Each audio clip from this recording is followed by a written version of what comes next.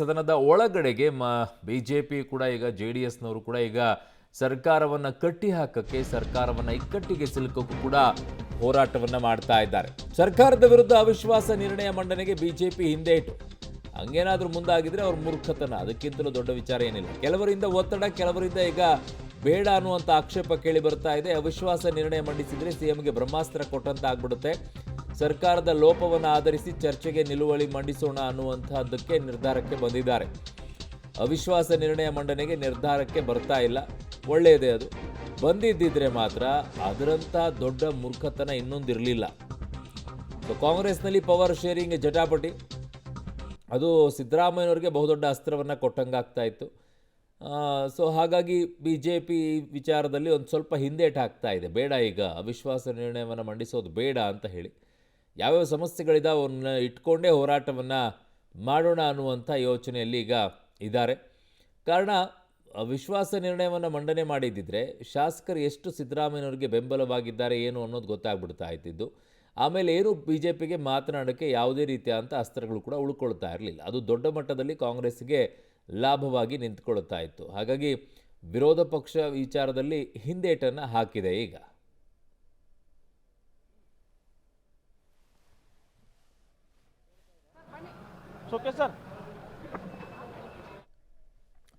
ನನ್ನ ಸಹೋದ್ಯೋಗಿ political bureau head ಆಗಿರುವಂಥ ರವೀಶ್ ನನ್ನ ಸಂಪರ್ಕಕ್ಕೆ ಸಿಗ್ತಾ ಇದ್ದಾರೆ. ರವೀಶ್, ಬಿಜೆಪಿ ಈಗ ಅವಿಶ್ವಾಸ ನಿರ್ಣಯ ಮಂಡನೆಗೆ ಹಿಂದೇಟನ್ನು ಹಾಕ್ತಾ ಇರೋದಕ್ಕೆ ಕಾರಣ ಯಾವುದೇ ರೀತಿಯಾಗಿ ಈಗ ದೊಡ್ಡ ಮಟ್ಟದಲ್ಲಿ ಕಾಂಗ್ರೆಸ್ಗೆ ಅಸ್ತ್ರವನ್ನು ಕೊಡೋದು ಬೇಡ, ಸಿದ್ದರಾಮಯ್ಯನವ್ರನ್ನ ಬಲಪಡಿಸೋದು ಬೇಡ ಅಂತನಾ ಏನು?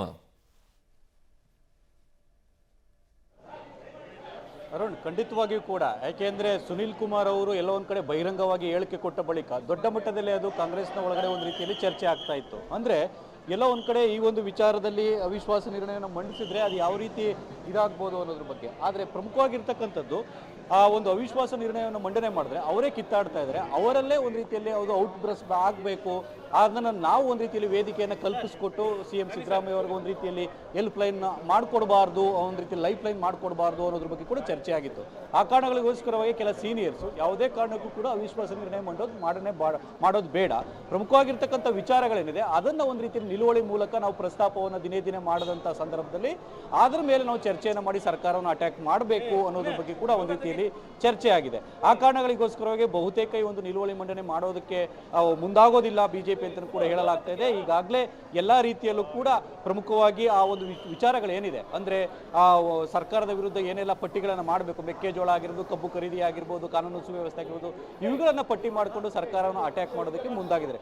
ಖಂಡಿತವಾಗಿಯೂ ಕೂಡ ಕಾಂಗ್ರೆಸ್ನ ಒಳಗಡೆ ಇರತಕ್ಕಂಥ ಶಾಸಕರುಗಳೇನಿದ್ದಾರೆ ಆ ಶಾಸಕರಿಗೆ ಸಂಬಂಧಪಟ್ಟಂತೆ ಎಲ್ಲೋ ಒಂದ್ ಕಡೆ ಅವರನ್ನ ಬಿಗಿಗೊಳಿಸಿಕೊಳ್ಳೋ ನಿಟ್ಟಿನಲ್ಲಿ ಆಡಳಿತ ಪಕ್ಷ ಒಂದು ರೀತಿಯಲ್ಲಿ ಬೇರೆ ಬೇರೆ ರೀತಿಯ ಪ್ಲಾನ್ ಮಾಡ್ತಾ ಇದ್ರು ಕೂಡ ಬಿಜೆಪಿಯವರು ನಾವು ಟಚ್ ಮಾಡಿ ಎಲ್ಲ ಒಂದ್ ಕಡೆ ಅದಕ್ಕೆ ಅವಕಾಶವನ್ನು ಕೊಡೋದು ಬೇಡ ಅನ್ನೋ ನಿಟ್ಟಿನಲ್ಲೂ ಕೂಡ ಈಗ ಸ್ಟ್ರಾಟಜಿಯನ್ನು ಮಾಡಿದ್ದಾರೆ. ನಾಳೆ ಶಾಸಕಾಂಗ ಪಕ್ಷದ ಸಭೆ ಇದೆ ಬಿಜೆಪಿದು.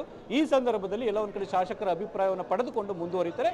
ಬಹುತೇಕ ನಿಲುವಳಿ ಸೂಚನೆ ಏನಿದೆ ಅಂದ್ರೆ ಅವಿಶ್ವಾಸ ನಿರ್ಣಯ ಏನಿದೆ ಅದನ್ನ ಬಿಜೆಪಿ ಮಾಡೋದಿಲ್ಲ ಅನ್ನೋದು ಕೂಡ ಸ್ಪಷ್ಟ. ಅರುಣ್, ಹಾಗಿದ್ದಾಗ ಈಗ ಯಾವ ಅಸ್ತ್ರಗಳು ಬಿಜೆಪಿಯ ಬಳಿ ಇದೆ ರವೀಶ್? ಯಾವ ರೀತಿಯಾಗಿ ಸರ್ಕಾರವನ್ನ ಇಕ್ಕಟ್ಟಿಗೆ ಸಿಲುಕಿಸೋಕೆ ಮುಂದಾಗ್ತಾ ಇದ್ದಾರೆ? ಬ್ರಹ್ಮಾಸ್ತ್ರ ಅಂತ ಅಂದ್ರೆ ಯಾವುದಿದೆ ಬಿಜೆಪಿಯ ಬಳಿ? ಪ್ರಮುಖವಾಗಿರ್ತಕ್ಕಂಥದ್ದು ಮೆಕ್ಕೆಜೋಳ ವಿಚಾರವಾಗಿ ನಾಳೆ ಬೃಹತ್ ಪ್ರತಿಭಟನೆ ಮಾಡೋದಕ್ಕೆ ಬಿಜೆಪಿ ಪ್ಲಾನ್ ಮಾಡ್ಕೊಂಡಿರ್ತಕ್ಕಂಥದ್ದು. ಅಂದ್ರೆ ಈಗಾಗಲೇ ಅದಕ್ಕೆ 2,400 ರೂಪಾಯಿನ ಫಿಕ್ಸ್ ಮಾಡಿ 50 ಕ್ವಿಂಟಾಲ್ ತನಕವೂ ಕೂಡ ಪ್ರತಿ ರೈತನಿಂದ ಪಡಿಬಹುದು ಗರಿಷ್ಠವಾಗಿ ಅಂತ ಕೂಡ ಹೊಸ ಆದೇಶವನ್ನು ಮಾರ್ಪಾಡು ಮಾಡಿ ಈಗಾಗಲೇ ಆದೇಶವನ್ನು ಹೊರಡಿಸಿರ್ತಕ್ಕಂಥದ್ದು. ಈ ಹಿನ್ನೆಲೆಯಲ್ಲಿ ಅದನ್ನ ಕೂಡ ಕೈಗೆತ್ತಿಕೊಳ್ತಾ ಇದೆ. ಅಂದ್ರೆ ಉತ್ತರ ಕರ್ನಾಟಕದ ಸಮಸ್ಯೆಗಳನ್ನು ನಾವು ಕೈಗೆತ್ತಿಕೊಂಡು ಸರ್ಕಾರವನ್ನು ಸಿಲುಕಿಸೋಣ. ಇನ್ನೊಂದು ಕಡೆ ಈಗಾಗಲೇ ಏನು ಆ ಒಂದು ನಾಯಕತ್ವದ ವಿಚಾರವಾಗಿ ಕಾಂಗ್ರೆಸ್ನ ಒಳಗಡೆ ಆಗ್ತಾ ಇದೆ, ಅಲ್ಲಿ ಏನಾದರೂ ಶಾಸಕರುಗಳು ಮಾತನಾಡಿದಂತಹ ಸಂದರ್ಭದಲ್ಲಿ ಅದನ್ನೇ ಅಸ್ತ್ರವನ್ನಾಗಿ ಮಾಡಿಕೊಂಡು ಡಿ ಕೆ ಶಿವಕುಮಾರ್ ಮತ್ತೆ ಸಿಎಂ ವಿರುದ್ಧ ಆ ಒಂದು ಬ್ರಹ್ಮಾಸ್ತ್ರವನ್ನು ಪ್ರಯೋಗ ಮಾಡೋಣ ಅಂತ ಕೂಡ ಅಂದ್ಕೊಂಡಿದ್ದಾರೆ. ಅದು ಎಷ್ಟರ ಮಟ್ಟಿಗೆ ಸಕ್ಸಸ್ ಆಗುತ್ತೆ ಕಾದ್ ನೋಡಬೇಕಾಗುತ್ತೆ. ಯಾಕೆಂದ್ರೆ ಇಲ್ಲಿ ತನಕ ಆ ಒಂದು ಶಾಸಕರುಗಳು ಮತ್ತೆ ಸಚಿವರು ಯಾರು ಕೂಡ ತುಟಿ ಬಿಚ್ಚಿಲ್ಲ ನಾಯಕತ್ವದ ವಿಚಾರವಾಗಿ ಹೈಕಮಾಂಡ್ ನೋಡ್ಕೊಳ್ಳುತ್ತೆ ಅಂತ.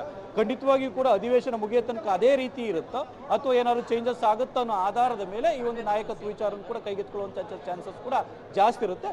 ಒಟ್ಟಾರೆಯಾಗಿ ಉತ್ತರ ಕರ್ನಾಟಕದ ಸಮಸ್ಯೆಗಳು ಜೊತೆಗೆ ಕಾನೂನು ಸುವ್ಯವಸ್ಥೆ ವಿಚಾರವಾಗಿ ಕೆಲವು ಒಂದು ಪ್ರಸ್ತಾಪ ಮಾಡುವಂತಹ ಸಾಧ್ಯತೆ ಇದೆ. ಅದನ್ನ ನಿಲುವಳಿಯನ್ನ ಸೂಚನೆ ಕೊಟ್ಟು ಅದರ ಮೂಲಕ ಚರ್ಚೆ ಮಾಡೋದಕ್ಕೆ ಬಿಜೆಪಿ ಮುಂದಾಗಿದೆ. ಅರುಣ್, ಓಕೆ ರವೀಶ್, ನಿಮ್ಮೆಲ್ಲ ಮಾಹಿತಿಗೆ ಧನ್ಯವಾದಗಳು.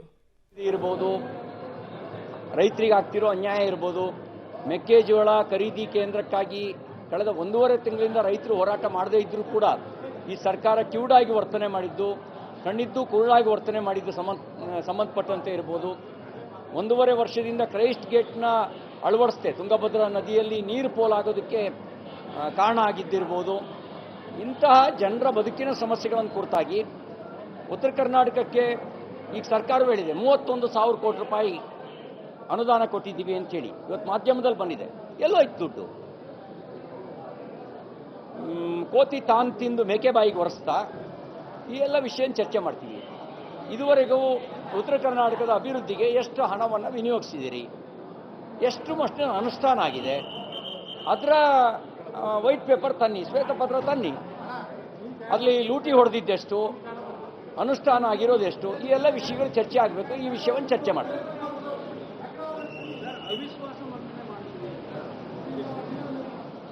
ಕೆಲವರ ಸಲಹೆ ಬಂದಿದೆ. ನಾಳೆ ಶಾಸಕಾಂಗ ಪಕ್ಷದ ಸಭೆ ಇದೆ. ಶಾಸಕಾಂಗ ಪಕ್ಷದ ಸಭೆಯಲ್ಲಿ ಈ ಅಧಿವೇಶನದ ಚರ್ಚೆ ಮತ್ತು ಯಾವ ನಿರ್ಣಯ ತೆಗೆದುಕೊಳ್ಬೇಕು ಅನ್ನೋದ್ರ ಬಗ್ಗೆ ಅಲ್ಲಿ ನಾವು ತೀರ್ಮಾನ ಮಾಡ್ತೀವಿ. ಸೊ ಈ ವಿಚಾರದಲ್ಲಿ ಅವಿಶ್ವಾಸ ನಿರ್ಣಯದ ಬಗ್ಗೆ ಹೇಳಿದ್ದಾರೆ ಅವರು ಮಾತನಾಡ್ತಾರೆ. ನಾಳೆ ನಿರ್ಧಾರ ಮಾಡಿ ಆ ಡಿಸಿಷನ್ನ ತಗೊಳ್ಳೋದ್ರ ಬಗ್ಗೆ ಹೇಳ್ತಾ ಇದ್ದಾರೆ.